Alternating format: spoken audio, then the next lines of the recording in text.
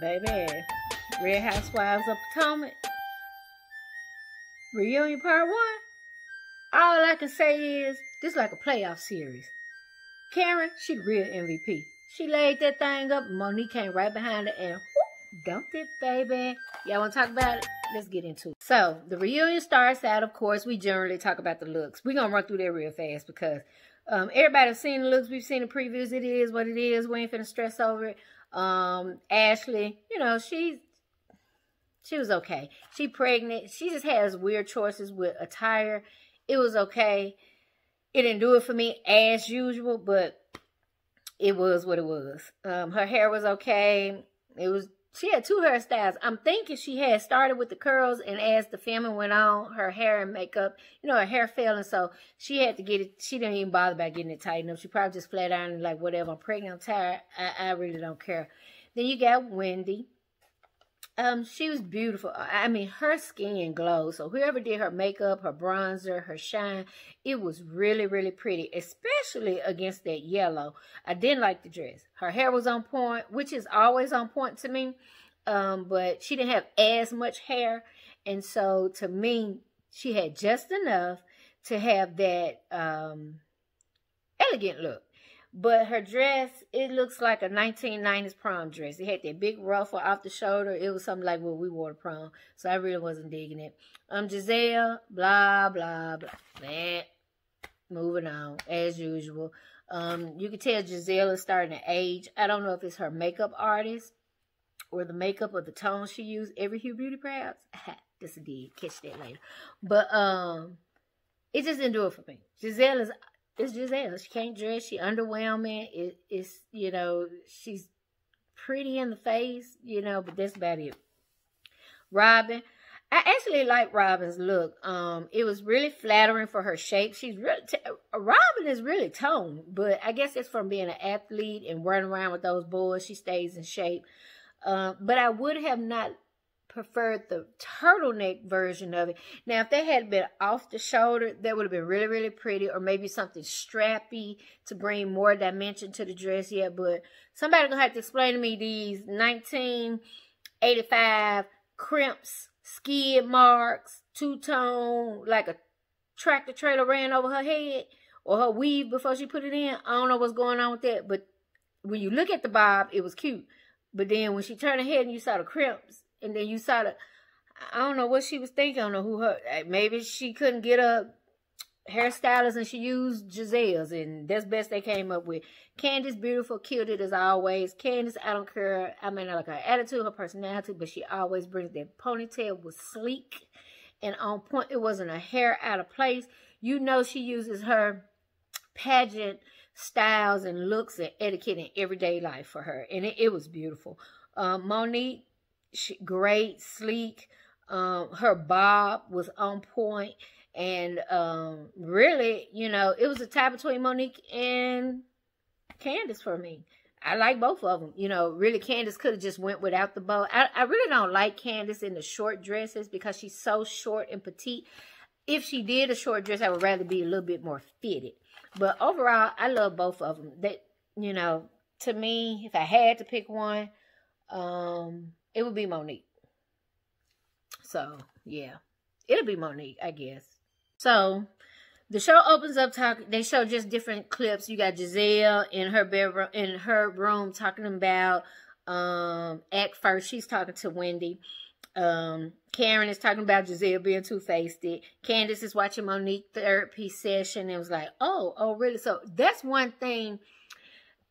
I don't know how I feel about that.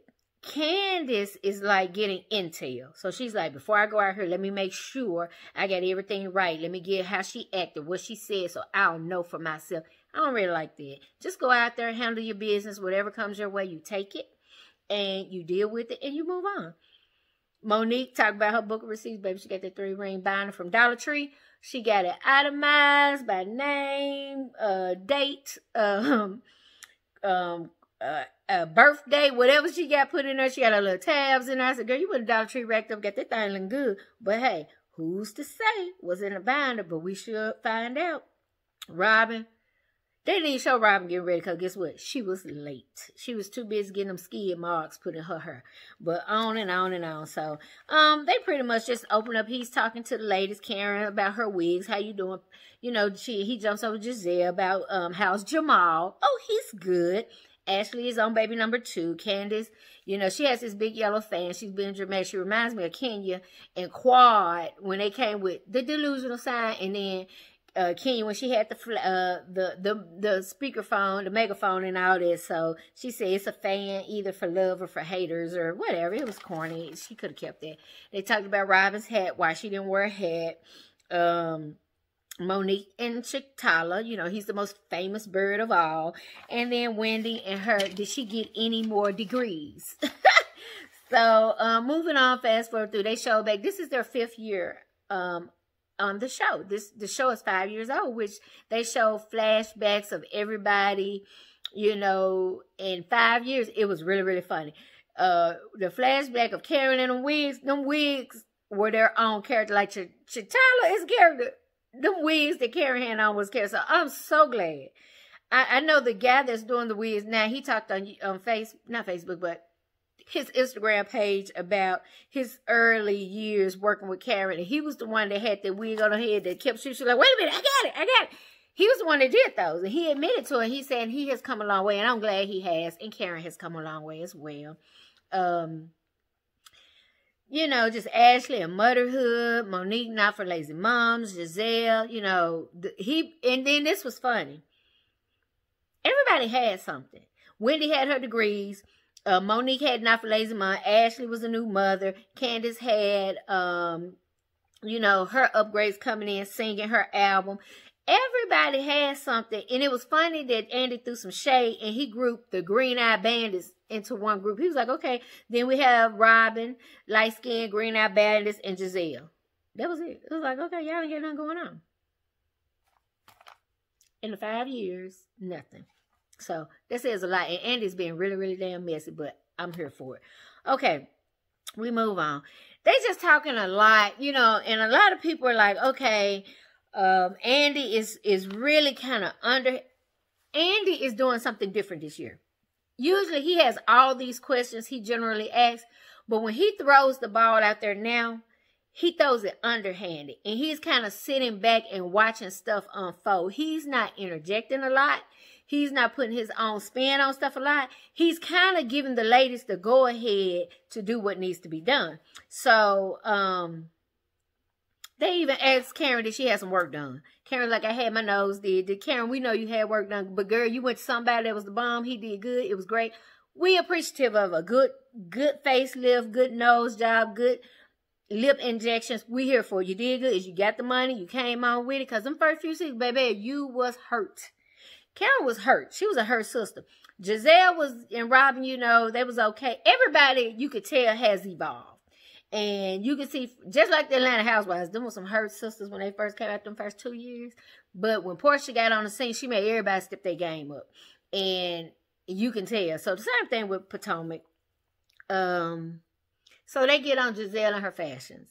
And Karen is like, it tickles me. It gives me great joy in this shutdown to watch Giselle in her fashions. Giselle's like, what do you mean by my fashion? And they asked Wendy. Wendy said she has pretty girl syndrome. And what that means is that she's so beautiful on the outside that she doesn't have to try to do anything else. And here's Giselle talking about, I'll take that. Girl, that was a dig. That was a dig. She slick checked you, and then she gave you a compliment on top of it to make you feel better. She's saying you cute and all, but baby sis, you can't dress and you need help. Your beauty on the outside can only take you so far because ain't nobody gonna want to be sitting beside you with some jacked up outfits. You can go to you can go to Rainbow. You can go to Ross. You can go a whole lot of different places to get you some outfits put together. You can go to Simply Fashion. You can go a whole lot of different places, Giselle, and come out looking better than you have. And then had the nerve to tell Karen that didn't you have on fake Fendi? And she was like, no, I had it. Now, Karen, you know that Fendi was fake. But we're going to let you ride on them. Because one thing about Karen, you're not finna come to her and think you finna get the last word. Karen's like, it wasn't fake. I had to get it altered because it was falling off my shoulder. Then she going to bust Giselle. I say, you wouldn't know fake from real if you even saw it. If somebody told you. She got a point. She got a point. So then here's Candace.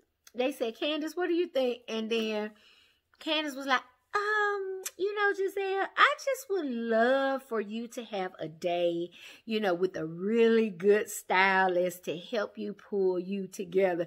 And Giselle was sitting there like, it's coming from me. Wait, hold on. What the hell going on? And I was tripping because I was like, Giselle, they really slick. We from Memphis. So the word term we use, they really checking you. And you sitting up there like, what's going on? When really they compliment you. Your compliment is the check. The compliment is them talking about you. And she just was like, I'll take that. No, you can't take that just because you're pretty on the outside, but you still can't dress. That still means you jacked up. You jacked up. And so when they asked Robin, I was like, why would you ask me? And here go Wendy. Tell the truth, shame the devil. Girl, I said, Wendy, now, while you over there egging Robin on and egging everybody on, don't forget you licking that booty this season trying to get your wine glass to stay full. So let's not go there. Let's not go there. So after they get through with that, Karen is going up against the Green Eye Bandits. And it's kind of like a lot of back and forth because, you know, they talk about Wendy and her PhDs. And the thing is, Wendy wants to say that everybody is just coming at her about her PhDs. And that's not it. They talk about how you felt when Kamala Harris was elected as the first black vice president. And they just talked about how good it felt, you know, to look and see someone that reminds you of you. And they were really like, it moved all of us in different ways, which was it really was. Even society as a whole, whether you're a black, white, woman of other or any color, it resonated, you know.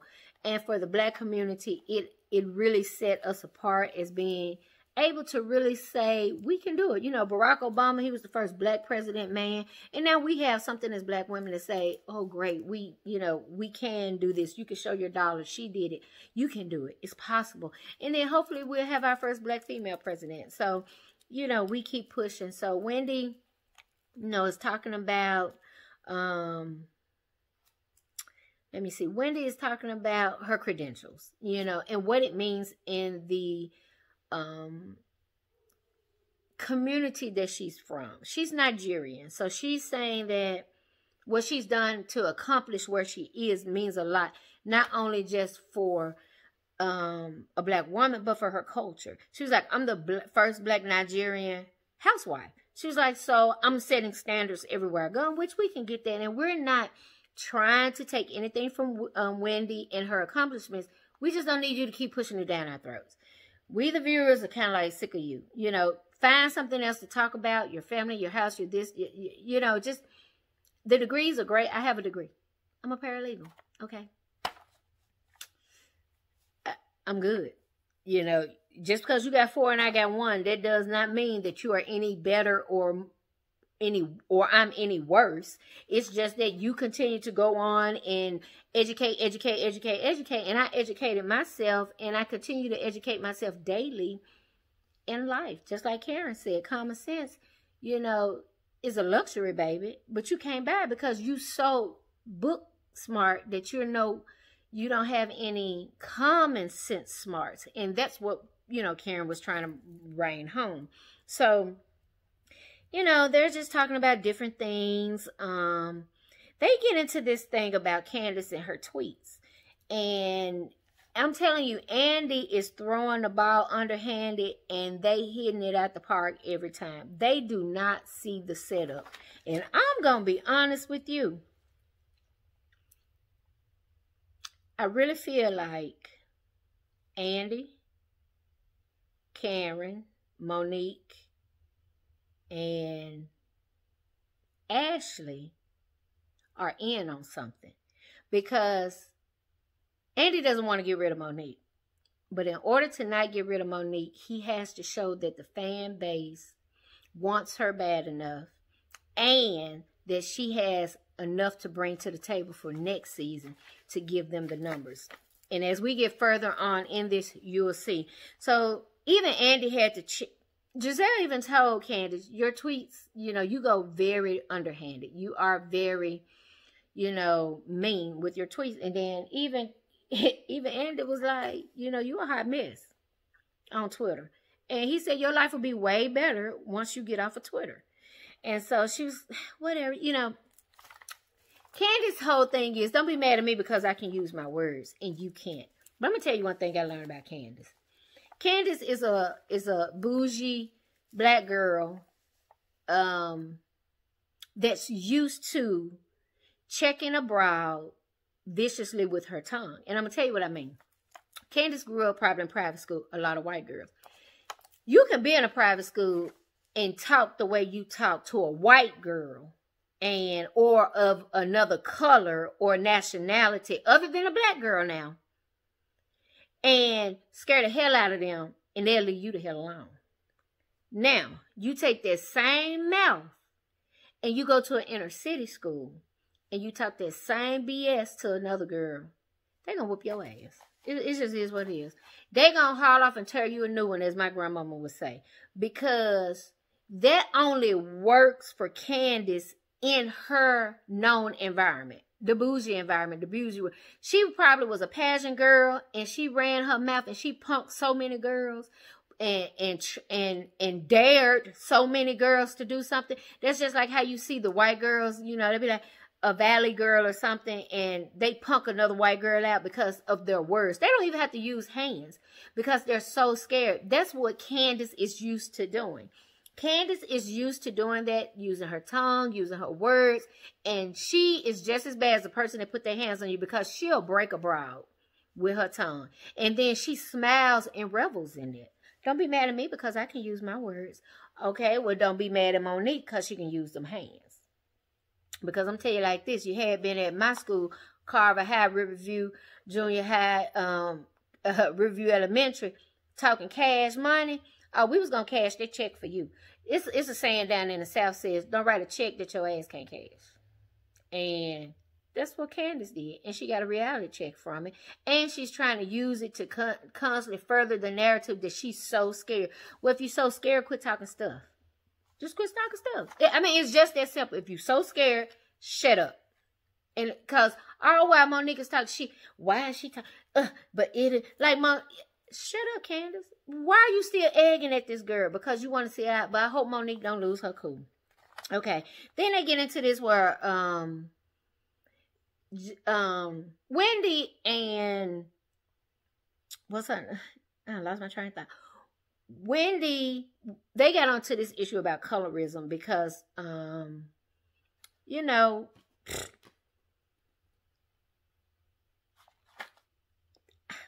just can't get on this colorism thing. And I'm going to tell you why. Ashley said that Wendy was aggressive. Wendy came back. Now, granted, Wendy is educated. She's very articulate in what she says. And she was talking about how certain words used on dark-skinned women become dog whistles. And when he said that, she looked at Robin about the colorism thing. And Robin was like, why are you over here looking at me? And she was like, I'm looking at all y'all. Because I want y'all to answer the question. So, while Wendy is around here, don't tell me Wendy is around here running with Giselle, running with Robin, kissing a butt, kikiing ha-ha, going against people. And then all of a sudden you feel like there's some colorism involved. Did they say something, do something, treat you a kind of way? Now, if somebody treating you different and you feel like it's really a colorism thing, why are you kissing a butt? Why are you team green-eyed monsters? Huh? Because you rode hard for them. You rode hard for them this season. You picked your team early. And so, Wendy, I don't want to hear that. If you being aggressive, you just being aggressive. Whether you white, black, green, orange, purple, blue, I don't care what you are.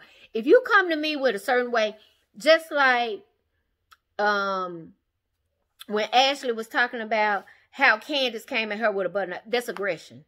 And then she's like, you don't have to use that word. That's a dog word. And even Andy asked a good point. Well, then, what words should we use? Like, well, you can use other words. Instead of calling your child bad, you can say you made a poor decision, this, that, and the other. No. If you came at me aggressively, all up in my face, talking stuff. I don't care if you were Ashley. I don't care if you was Monique. I don't care if you was Giselle. I don't care if you was Andy. If you aggressive, you aggressive. Now, I do understand how colorism plays, but like Monique said, she was like, no, aggression is part of your actions. It has nothing to do with your character. It's your actions. She was like, they call me ghetto. What's another word to use? They call me hood. And then here's Candace, where you refer to your own self as being hood. Candace. See, that's what I'm talking about. Why are you messing with this girl? See, y'all want to be on Candace's side, but she around here constantly poking the bear. And when the bear poke her butt back, then she want to cry wolf. But the thing is, y'all do call Monique ghetto. Y'all do call her hood. Me saying I'm from the hood, I'm not hood. That don't mean I'm hood. Just like we use the term bougetto. People grew up in a hood, but they've been bougie all their life because here we feel like it's always something better. Your environment does not even determine how society looks at you. It's up to you on how society, just like Wendy, we were sick of you not because of your 4 degrees, but because you kept talking about the 4 degrees. That's the issue. That's the issue. You kept talking about, so that irked our nerves. And then you get in people's face. And then I like when I put a button on it. Ain't nobody got time for that. But you right here kissing Giselle and Rob and Butt, but then when the colorism issue come up, you want to look at them. You can't have your cake and eat it too, or how the real term goes, Kate and eat it too. You can't do that. So you can get out of here with that. I'm not going with the colorism issue with you because I don't believe it's there. This is not Basketball Wives where that was a true colorism issue. And that wasn't necessarily colorism. Yeah, it was colorism, but that's a whole nother story. But Wendy, we ain't going to go there with you because you can't ride on the bus and then get mad because you hoop and holler to get on that train and then you mad because they put your ass in a caboose. Don't do that. You riding and dying for the Green Eyed Monsters, stay there and they're going to continue to treat you like trash. Because, oh, like Karen said, oh, keep on, baby. Your turn is coming. Best believe. Because that right there already triggered Robin. So she already got a side eye for you. So don't nobody even want to go there. Candace, and they talk about her provoking people. And Giselle told her again, you go extremely below the belt. And Candace, was like, yeah, you need to stay off. We talked about that, stay off Twitter. And so Andy keeps throwing in the fact that Candace and them have a new home. And Candace like, I was going to talk about that later when my husband came out, when Chris came out. But yes, we have a new home, bought with our own money. All my mom contributed was a green plant. Nobody want to hear that. Your mom help y'all. Probably co-sign because y'all ain't got no credit. All that. It's probably co-sign for the house. And y'all put down payment down. First time buyers plan. All that. You moved in something small. Something that you can afford. It wasn't that $1 million house y'all was looking at. So you comfortable. Good. We happy for you. Welcome to home ownership.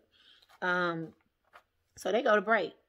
Now, I don't know if this was intentional, but they actually did do a break. But they kept it on the ladies. And you got in the break, you got Monique talking to Candace, talking about the plot, and all the stuff. She said, I can't wait. And then you got Candace up there. She's not taking accountability for anything. Be careful, Monique, because your turn is coming. And you can't sit up there and talk about this girl not taking accountability, and then you still around here talking about, I'll drag your ass again. You ain't taking accountability either. I really need Monique to play nice because your job is online. And I know you feel how you feel. And it's a strong feeling. And the fact that now that I think that Chris is behind her. Because at first, Chris was like, this really hard. I really like them, this, that, and the other. I want Monique. Monique understands the game. She knew what Giselle and them was doing. She understands, she gets it. But I really want Candace to come down off of this pity party and really see. I'm going to tell you like this, to see what Karen, because see, when you watch it, Karen brings out something.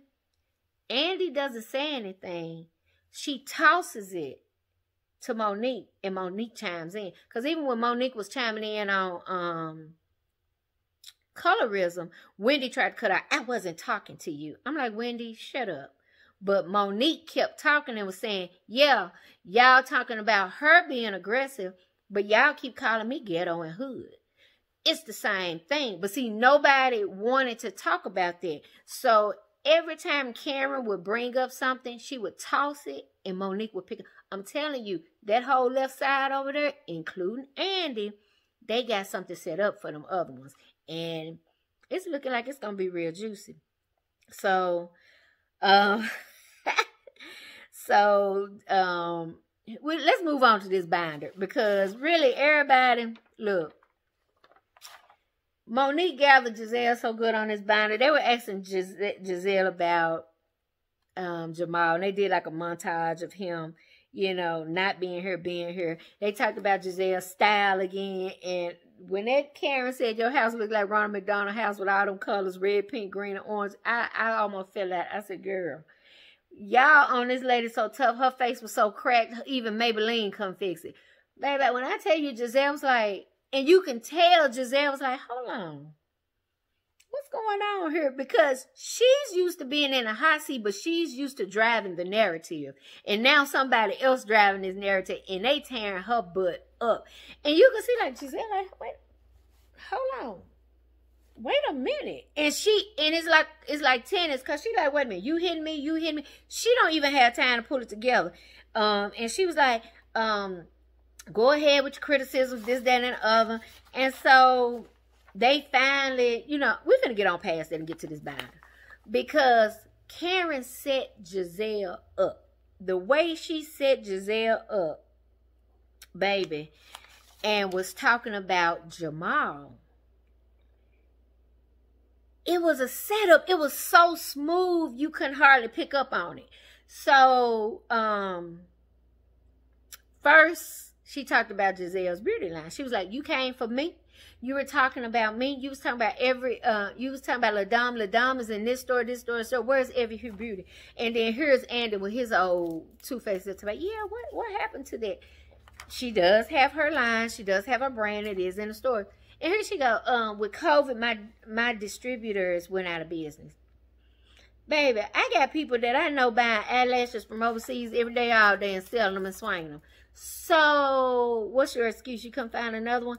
But baby, when Karen Huger came back and said, oh, no, that's not what it was. I heard Target liquidated all of your product just to get it off their shelf because it wasn't selling. And they refused to re-sign a contract, whatever.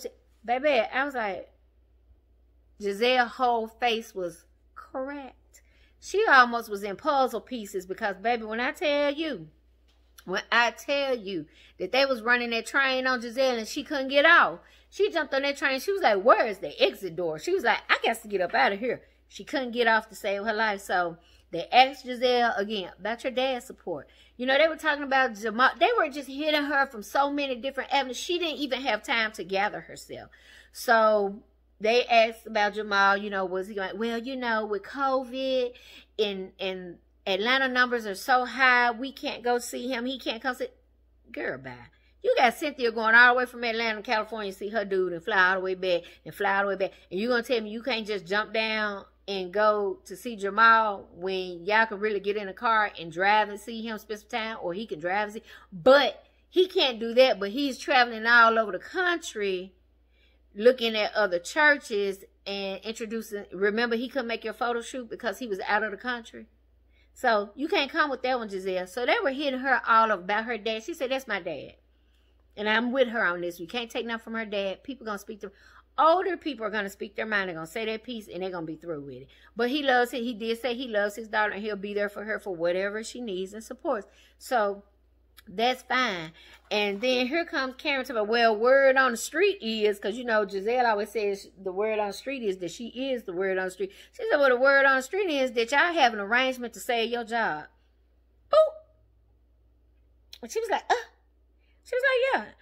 Just like your dad said, he had 6 or 7 baby mama. And the rumor is the 7th baby is the one that everybody's talking about in the news that he got on you while you were dating.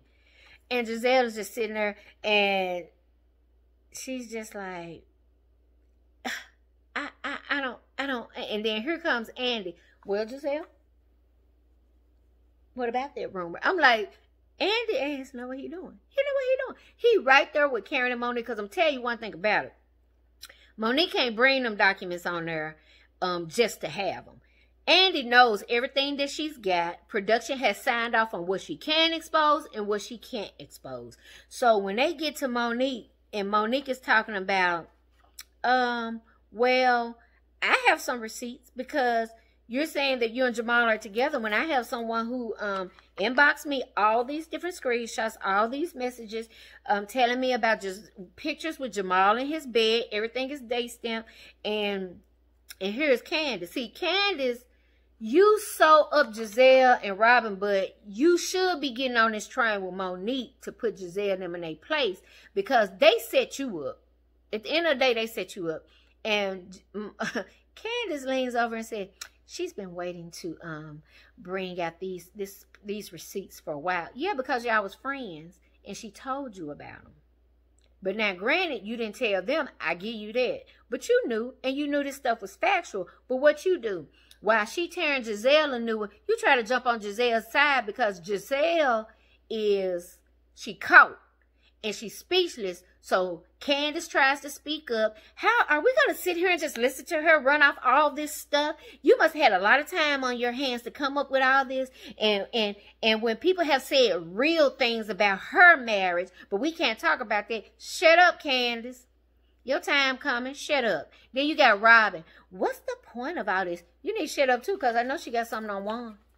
And you know it, because she don't like you either. So you know people probably been sending her all sorts of stuff just to get in y'all butt. And so she was like, I have pictures. She's like, I'm not going to even talk about that with her. I'm not going to even acknowledge her. That's Giselle. She was like, that's fine. Well, she was rattling through them papers.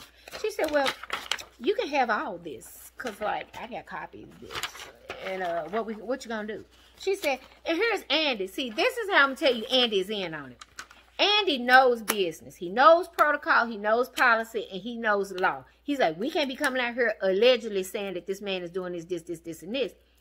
He told Monique, you got to have some type of proof to say that this is from Jamal. This is the number the girl screenshotted. And here go Andy. Well, Monique, how do we know that those are actually sent from Jamal's phone? Bam. He threw it and Monique slam dunked it. She said, oh, I have his phone number right here. Would you like me to tell you? It's 1, and then they bleeped her mouth. They bleeped it out, and then they scrambled her lips so you couldn't see the number she was saying. Andy knew it was true because, of course, they got just... I'm going to tell you what happened. She went on, she said, Andy, this is real. She sent it to Andy. She said, this is real. She said, look at the text that the girl sent me, the screenshots, and look at the number at the top. Andy went to production. He went to the hiring staff and said, what's Jamal's phone number? Andy knew. She ain't lying. So that's why he allowed her to bring that in. That's why they, like I said, they had played Giselle all the way up to that point. So then, here go Andy, oh, shady butt. Giselle, is that his number? Because she couldn't say no because she knows that Andy can come back and bust her and say, well, you know, during break, you know, we did look and we found out that is Jamal's number. So she was cracked. She was like, yeah, that's his number.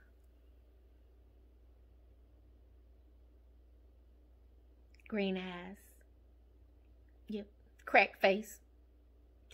Yeah, that's his number. And then here's Monique.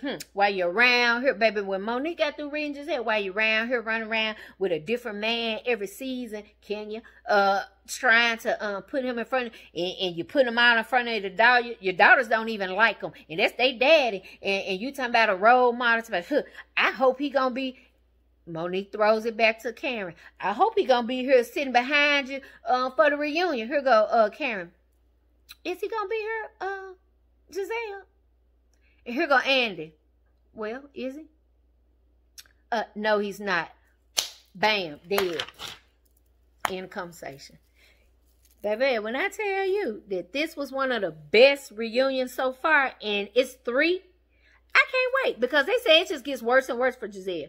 And she said, and Monique did say, while you around here disrespecting my husband, yo pastor holy whore. Baby, I said, if his church administrators don't see this and put a pin, but you know what? That's the church. That's a whole nother story. They with the bull.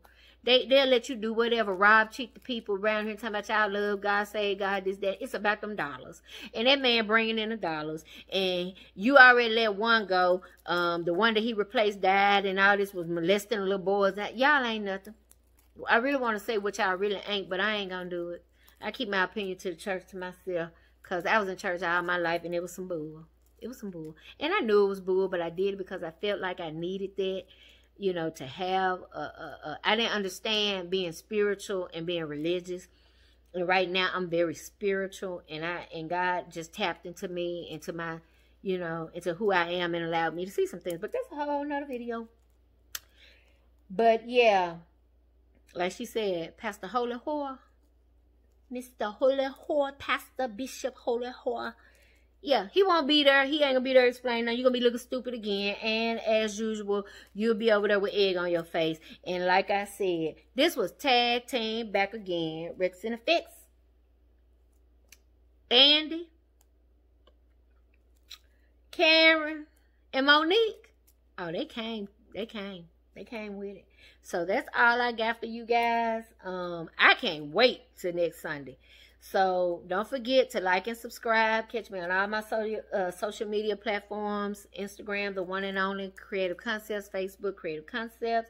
My website, www.creative-concepts-events.com. And I'll see you soon. So I'll see you guys at the next review. Have a good one. Bye.